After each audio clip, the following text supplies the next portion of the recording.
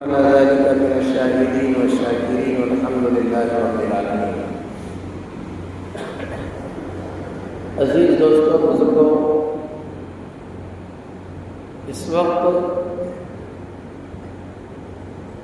عید سعید کے بعد ایک مرحلہ شروع ہوتا ہے اور وہ مرحلہ ہے مکاتب قرآنیہ اور مدارس اسلامیہ کی ابتدا۔ اثر نو دوبارہ تعلیم کا آغاز سالانہ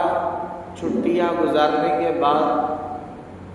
شوال المکرم کے مہینے میں تمامی مدارس اسلامیہ مکاتب قرآنیہ کی بنیاد رکھی جاتی ہے۔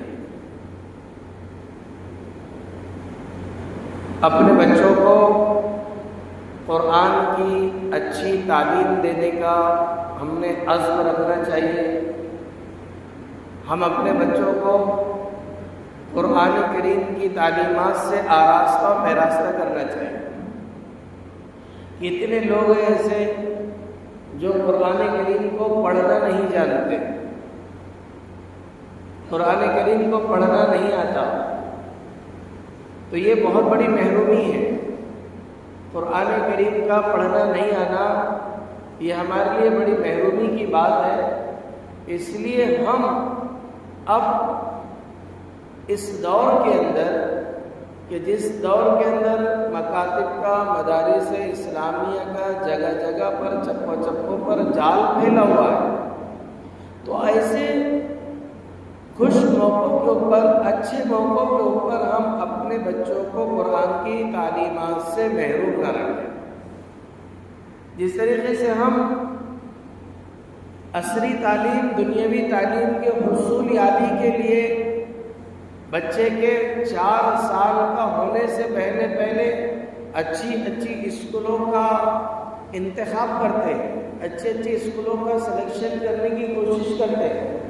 اچھی اسکولوں کی تعلیمات کا جائزہ لیتے ہیں کہ اسکول جو اچھی ہوں گی ہم اپنے بچے کو وہاں پر ڈالیں، بلکہ اس کے لیے ضرورت پیش آتی ہے 1 لاکھ روپے ڈونیشن کرنے کی، تو ہم اس کے لیے بھی تیار رہتے ہیں، ہم تیار ہیں اس کے، لیکن ہم اپنے بچوں کو کس طریقے سے قرآن کی تعلیمات اچھے سے اچھی دے سکیں، ہمارے بچے قرآن اچھا پڑھنے والے بنے، ہمارے بچے 10 سال، 11 سال، 12 سال کی عمر میں وہ اس طریقے سے ناظر کلام پاک مکمل کر لیں،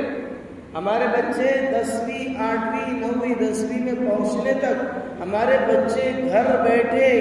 اپنے خود مدارسوں میں، اپنے محلوں کے مکاتبوں میں اپنے سے جوائنٹ علماء حفاظوں کے ساتھ پڑھا کر، ان کے پاس پڑھا کر ہم اپنے بچوں کو 9ویں 10ویں تک حافظ قرآن کیسے بنائیں، اس کی فکر پیدا ہو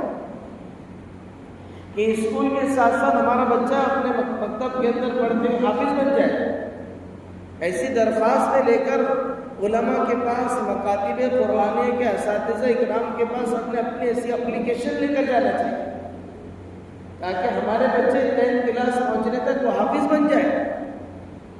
یہ تڑپ، یہ کوشش، یہ جدوجہد اگر ہمارے اپنے دلوں کے اندر رہیں گی تو ہمارے اپنے بچے دینی تعلیمات سے بھی بہت بہترین آراستہ پیراستہ ہو سکتے ہیں۔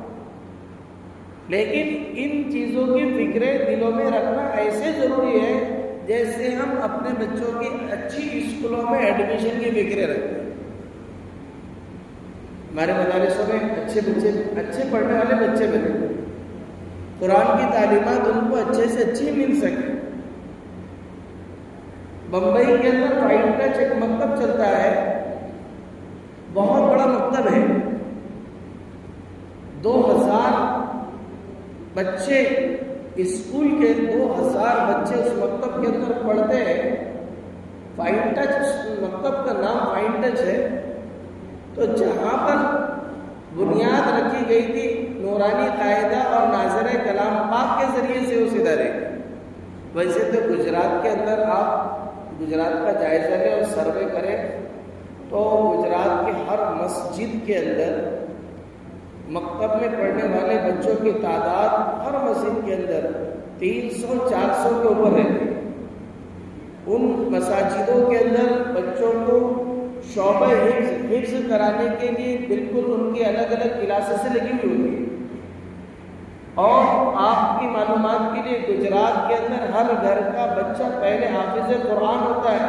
بعد میں اس کے بعد وہ ڈاکٹر، انجینئر، فارماسسٹ، LLB اور وہ بعد میں سب کورسز کرتا ہے۔ پہلے مشن اپنے بچے کا، ہمارا بچہ، ہم اتنی بڑی بات نہ کرتے ہوئے کم از کم ہم اتنی بات کو اور اتنا عزم و دلوں کے اندر ہم ضرور رکھیں کہ ہمارا بچہ اچھا تجوید کے ساتھ ناظر کلام پاک کم از کم پڑھنے والا رہے، کم از کم یہ آخری درجہ ہے۔ اعلیٰ درجہ تو یہ کہ ہمارے ہر ایک کے بچے 3 لڑکے ہیں، 2 لڑکے، تو کم از کم ایک بچہ تو ہمارا حافظ قرآن اپنے گھر میں رہنا چاہیے کہ میت ہو جائے تو وہی نماز پڑھا سکے، بچہ پیدا ہو جائے تو وہی اذان دے سکے، اور کوئی مسائل پیش آ جائے تو وہی حل کر سکے۔ اس کے لیے ضروری چیز ہے، اور سب سے بڑی آخرت کی دولت، تو آخرت میں ہمارا ہاتھ پکڑ کر اللہ تعالیٰ حافظ قرآن کو اجازت دیں گے، جا جہنم میں جھانک کر دیکھ، 10 لوگ تیرے خاندان کے، تیرے رشتہ دار کے جو جہنم کی آگ میں جھلس رہے، جا ہاتھ ڈال کر ان کو نکال اور اپنے ہاتھ سے جنت میں داخل کر۔ یہ آخرت کی نعمت ہے، تو یہ آخری درجہ ہے۔ پہلے درجے میں تم اپنے بچوں کو بہتر سے بہتر حافظ ناظر کلام پاک پڑھنے والا ہے۔ اس لیے عزیز دوستو، اپنے بچوں کو مکاتب قرآنیہ کی فکروں کے ساتھ اپنے بچوں کو مکتب میں داخل کرائے، اور جو بچے ہمارے مدرسے میں پڑھ سکتے ہو، ابھی مدرسوں کے داخلوں کا دور چل رہا ہے، تو کم از کم ہم اپنے بچوں کو مختصراً حافظ قرآن بنا سکے، اس بات کی ہم دلوں کے اندر عزم کریں، کوشش کریں۔ اللہ تعالیٰ عمل کی توفیق نصیب فرمائے۔